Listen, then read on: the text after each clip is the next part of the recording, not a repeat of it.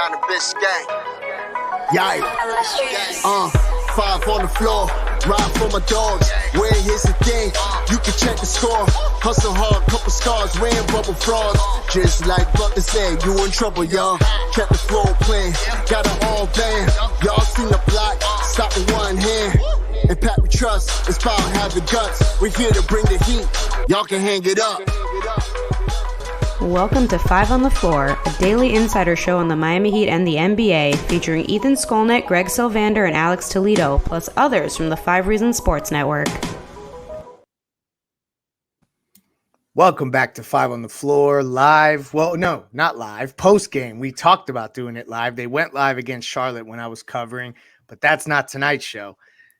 It is the post-game edition of 5 on the Floor, where we recap the Miami Heat's impressive victory, 7th straight victory over the Brooklyn Nets, a team that had been giving them fits lately. Spo didn't like that line of questioning early. So tonight's floor plan, we're diving into the game. Bryan Fonseca joins me. You can follow him on Twitter at Bryan Fonseca NYX or whatever the heck the website is called. Before we get into the matchup, though, I want to alert everybody. November 18th. As we're recording this, it's November 16th. So you still got a couple days. November 18th, we are doing a watch party and an NBA 2K24 tournament. It is hosted by 5 Reasons Sports and Rock Esports. You got to go check that out. It's $30 a person. You can get in on the tournament. You can watch the Heat game, hang out with a host of characters from 5 Reasons Sports Network and other Heat fans. Should be a super dope way to watch the game. So that's something you have to do. The Heat had quite the night tonight. Season high 122 points. Let's get right into the gamer of the night. And now on 5 on the Floor, it's time for the Gamer of the Night, sponsored by Rock Esports Center, the place to eat, drink, and play all day. Host your next birthday party with them. Located at 15305 South Dixie Highway in Palmetto Bay. They've got a 5,500 square foot state-of-the-art center equipped with all the high-end power. Play all-day passes available for just $25, but if you mention 5 Reasons, it's just $20. So mention 5 Reasons or 5RSN. You get to play all day for $20. And now, the Gamer of the Night.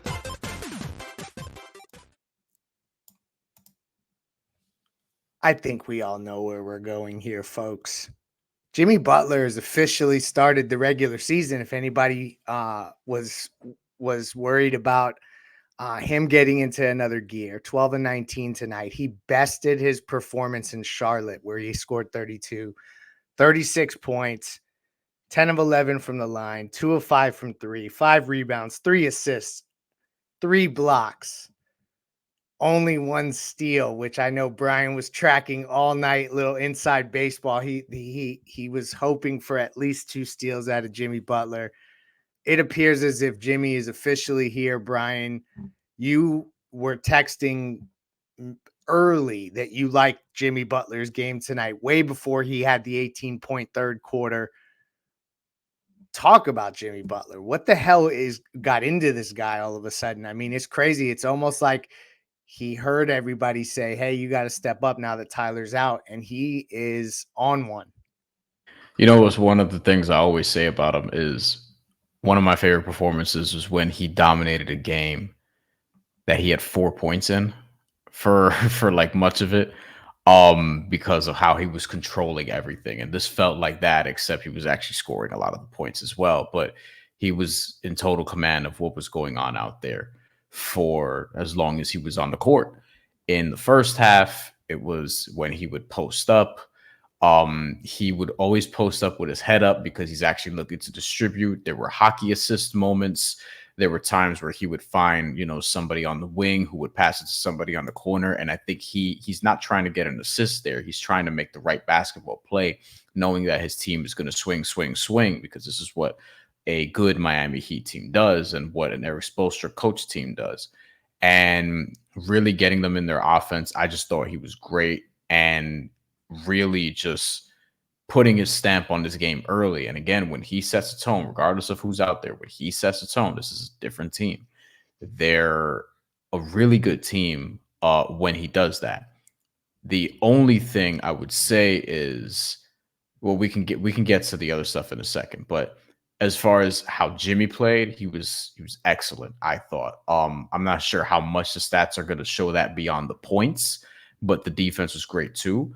I'm a little annoyed as somebody who had Jimmy over 1.5 steals that he had 2 in the second quarter and they turned one of them into a block inexplicably, and then he didn't get the other steal. That was annoying. Annoying. That's a good word for it. Yeah, that was annoying, but it was a $5 bet, so I'm not going to cry about missing out on a plus 100 bet that would have made me 10. It's all about doubling. But look, and I thought otherwise, player wise, Bam and Duncan were also great, which I think they deserve to be talked about as well. Especially Duncan hitting. When Duncan hit the reverse layup, I was like, this is over. The reverse layup, also the pull up 3, and then just kind of like the flex on the court, basically 8 of 14, hit 6 threes, got to the free throw line 4 times, didn't do a ton else. We're starting to get used to the Duncan Robinson that gets 5 rebounds and 5 assists. It's crazy. I was in the tunnel in Charlotte, said to Duncan, you've tripled your drives this year, and he said it's not by accident. Tonight though, it was all from deep. Well, not all, but 6 of 10, 26 points. To your point about Duncan, he's so comfortable in this offense. He's exactly the type of connective tissue that Bam and Jimmy need from a shooting perspective.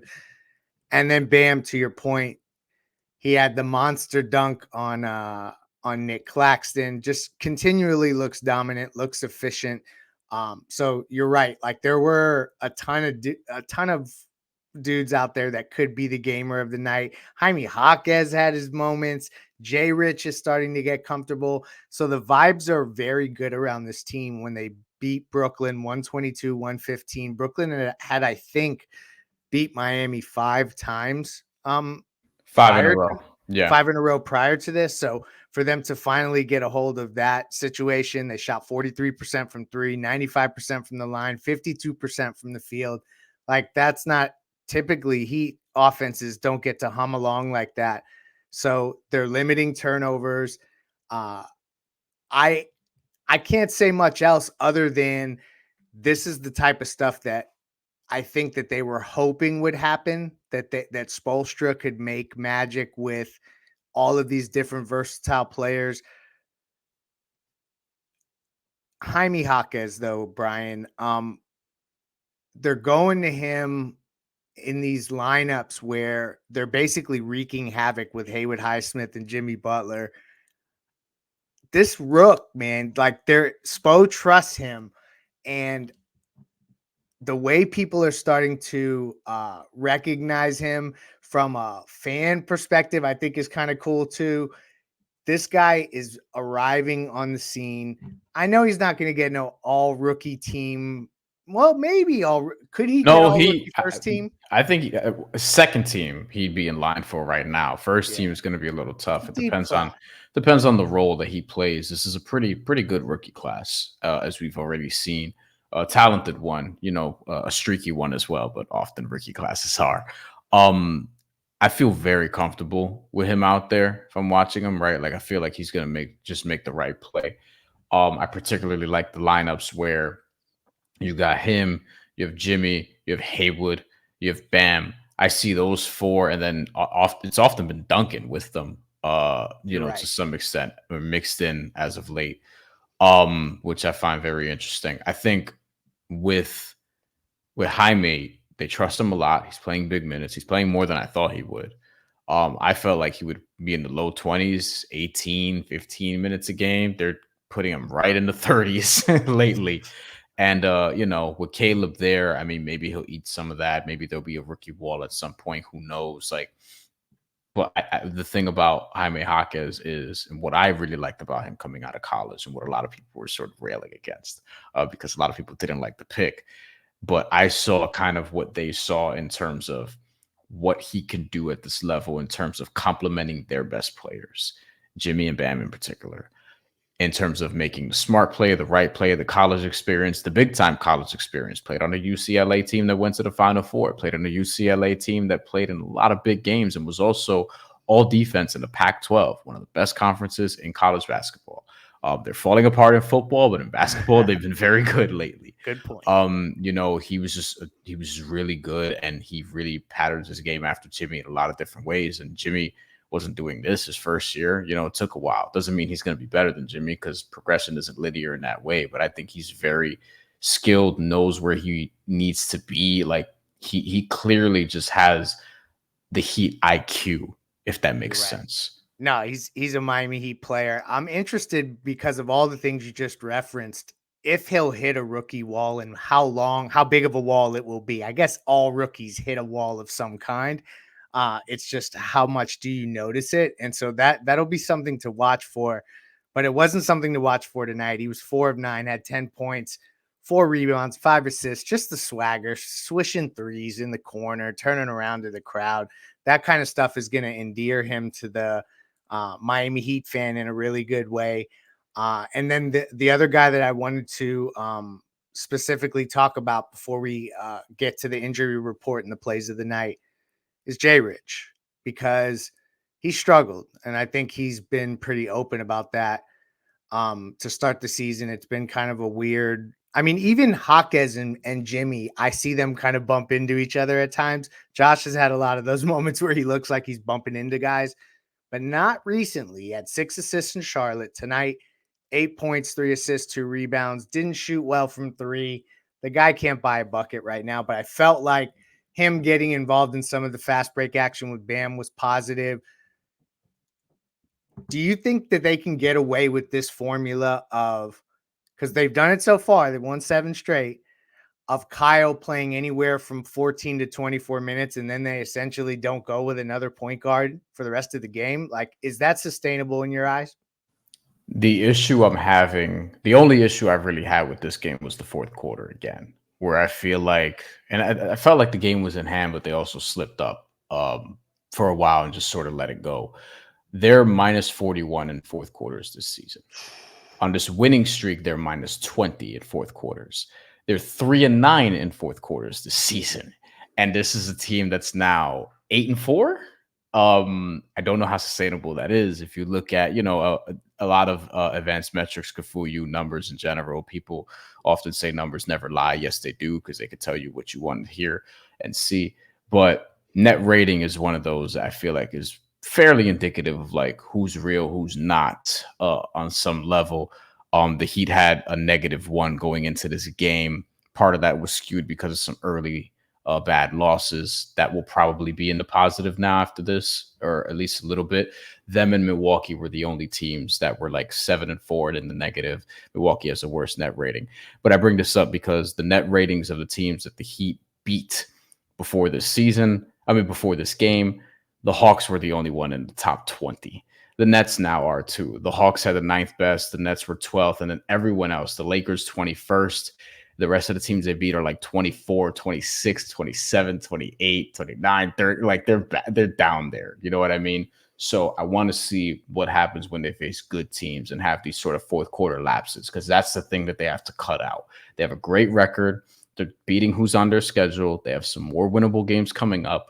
But the reason why I'm saying give this 2 weeks before we start making like wider declarations as far as like how they look without Tyler Herro, whatever. People thought I was getting on Herro. I was actually defending him. I was like, hey, let's wait and see how they look against the Knicks, the Pacers, the Bucks, the Cavs, because those are the teams coming up. As far as net rating, the Knicks have a good one. The Pacers have a good one. There are some other advanced metrics that don't really like the Knicks like that, and defensive ones that don't really like the Pacers like that. But still, two teams that we expect to be in the playoffs, and the Bucks and Cavs, we expect them to be high in the Eastern Conference and figure it out at some point. So that's sort of the bar. I want to see how these next 2-3 weeks go for this team, whether or not Tyler's back in that time. Caleb is already. And we'll see how they sort of match up. 8-4 is 8-4. And right now they're off to a good start in terms of record, at least. Yeah, 8-4. When you consider it's a 7-game winning streak and they're 8-4, we thought the sky was falling at 1-4. Let's dive into the aggressive play of the night. And now it's time for the Insurance by Lynette Play of the Night, sponsored by InsuranceByLynette.com, an A-aggressive insurance agency. You can reach out to our friend Lynette at 954-581-8800. That's 954-581-8800, or InsuranceByLynette.com. That's InsuranceByLynette.com with 2 N's and 2 T's. Your best play for auto insurance, homeowners insurance, condo insurance, life insurance, or a retirement program. Reach out to Lynette at InsuranceByLynette.com. So there's so many to choose from tonight. It was a fun game. There was a lot of back and forth, a lot of highlight level material. I'm biased, so Bam dunking on Nick Claxton really was fun for me.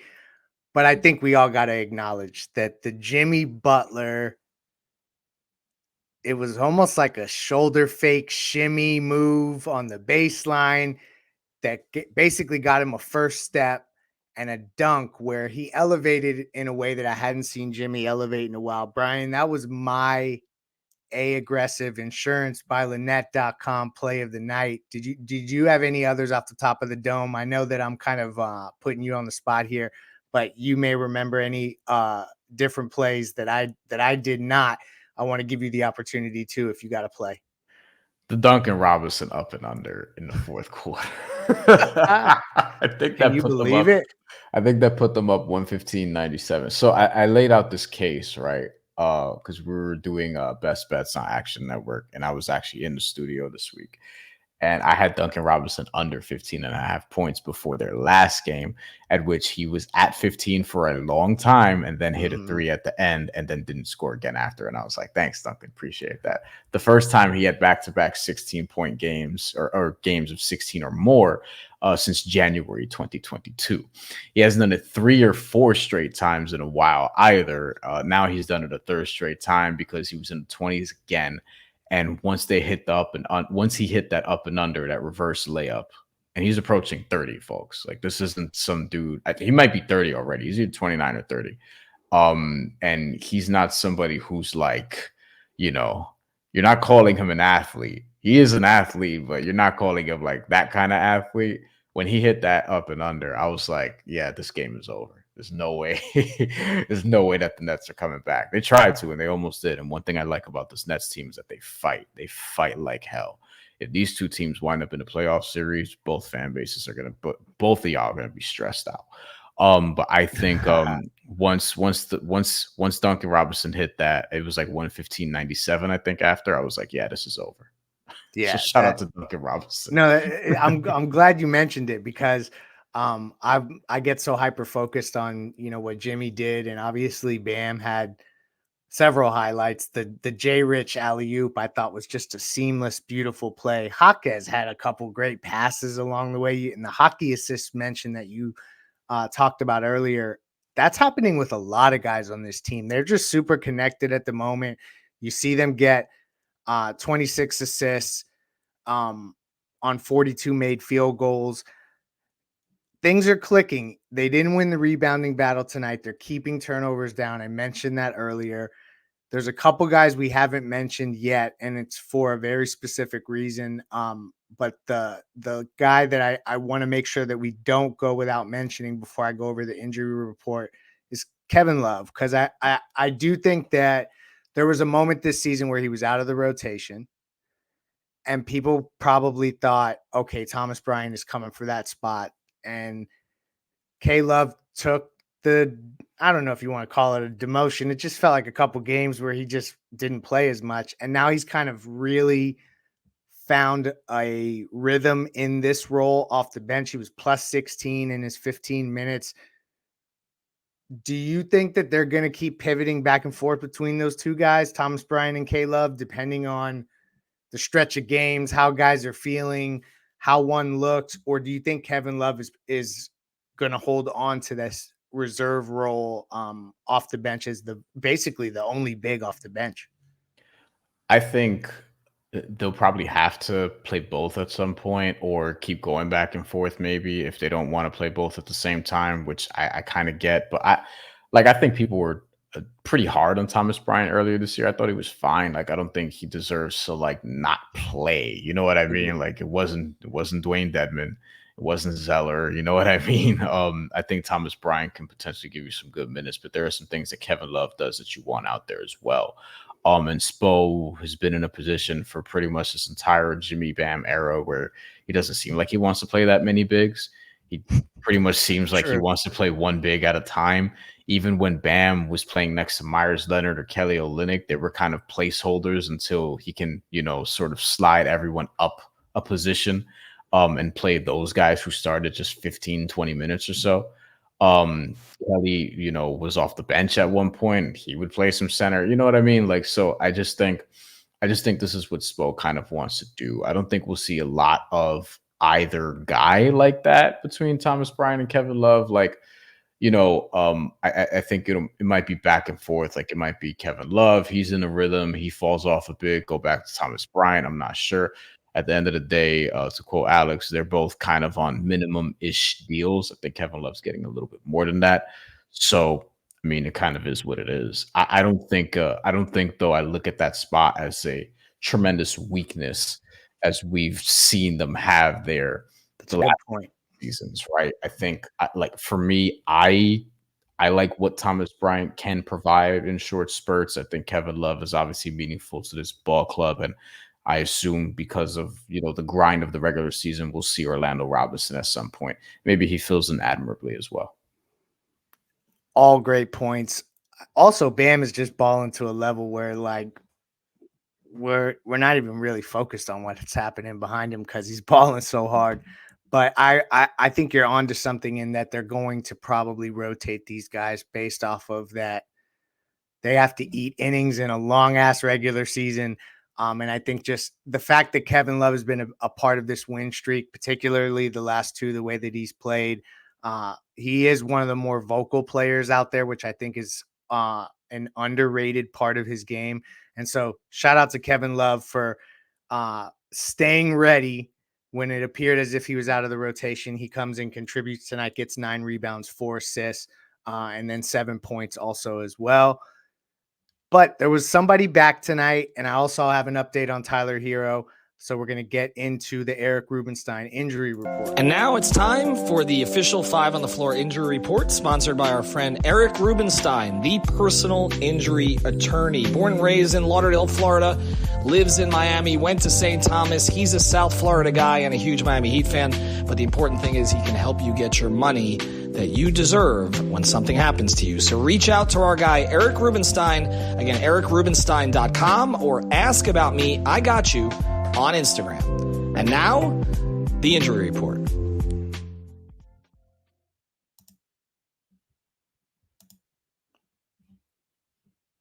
Ask about me, I got you is a really entertaining handle to have on IG. Just throwing that out there. Injury report. Caleb Martin was back tonight. Didn't play his normal minutes, only 12 minutes. I would expect that's going to accelerate quickly. But he looked good. He was 2 of 3 from downtown, 2 of 4 from the field, got a couple of assists. I thought that he had some defensive moments. So from an injury perspective, they're getting closer to whole. Thomas Bryant, Jovic, Orlando Robinson, Drew Smith were all they didn't play via coach's decision. Sorry about that for our viewers. I just flashed another ad in front of everyone. But this is the big one, is that Tyler Herro, I would feel optimistic about him. It sounds like he was moving around really well. Ethan saw him and said that he wasn't walking with a limp.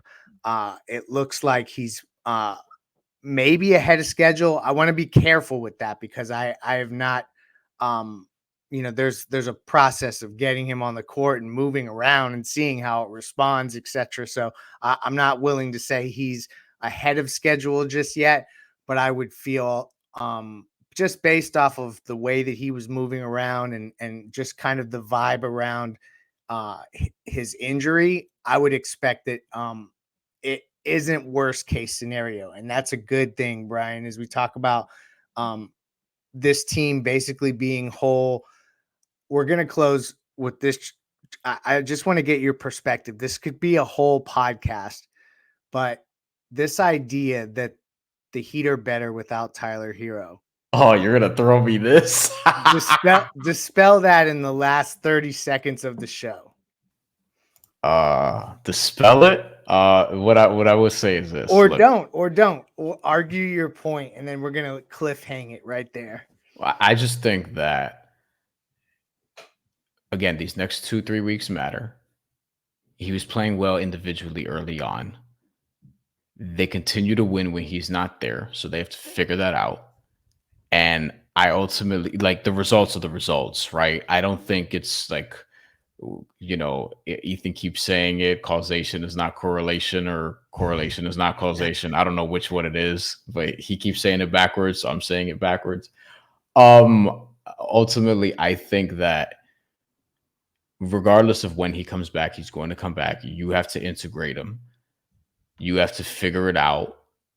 And so far, what has tended to happen is everybody's role shifts perhaps a bit too much because of stylistically he's having the ball more, so it's a little bit of a different feel. Whereas when it becomes Jimmy centric and Jimmy's more assertive with the ball, and Bam centric and Jimmy and Bam centric, those guys have the ball. The guys play differently. Like, one of the things that you saw in the finals is, and this is what Ethan has talked about, like, it was kind of, the roles were a little bit more defined when he wasn't there. So it's not to say like he's holding everyone back or anything like that. It's just something you guys have to figure out. Yeah. Is he better? Do you want him catching and shooting more? Do you want him creating less? Do you want him to try to get downhill more? I know I would, because that's something I was saying. And he's taking more mid-range jumpers this year as opposed to attacking more, right? So there are some things clearly that you have to sort of integrate. I don't think Tyler can come back and just do what he was doing earlier, because you're winning now. You have 7 straight wins. By the way, didn't mention this, their longest winning streak since the 2020 playoffs, where they swept Indiana and then they almost swept the Bucks until the Bucks won that last game where Giannis wasn't there. It's been a long time. That's over 3 years. So I just think, like, when he comes back, you figure it out. But also, let's see how they look before then, because maybe if you start losing some games and you need that creativity from him, okay, then you figure out around what Tyler could provide. But ultimately, like, it can be cleaner when he's there with Jimmy and Bam. And for whatever reason, it just hasn't been the cleanest all the time. And then there's reason why, we keep saying, like, hey, when 1 or 2 guys are missing for whatever reason, it's easier for guys to find their rhythm. It's just weird. So it's something they're going to have to figure out once Tyler's back. And I'm going to be diplomatic until further notice. We'll see what happens in a couple of weeks. That was a very diplomatic. I appreciate that. And I just want to remind everybody that the first 2 victories of this 7-game streak, Tyler Herro was very much a part of. So I think that it's just, this is all coming together for the team at the right time. They are going up to Chicago for one of those weird sets where they stay in the city and play twice. Chicago, I watched them against Orlando the other night. There. That team's ready to go. That team is ready to go. They are ready to go. That's a whole nother show in itself too. But I would expect the Heat to be able to have the opportunity to continue to win. Brooklyn, this was the one game that I felt like once they started racking up the victories at Atlanta, at San Antonio, at Charlotte, it was this, you come home for one game, could Brooklyn sneak up on them? They've had trouble with them in the past. But they put all that to bed tonight. 122-115, the Miami Heat win. Bryan, thank you for joining us. Thank you to all of our sponsors. Remember, the watch party, November 18th. It's coming up soon. You definitely got to check it out. Thank you for joining us. Good night. Thank you for listening to the 5 on the Floor on the 5 Reasons Sports Network. After all, someone needs to listen to my dad.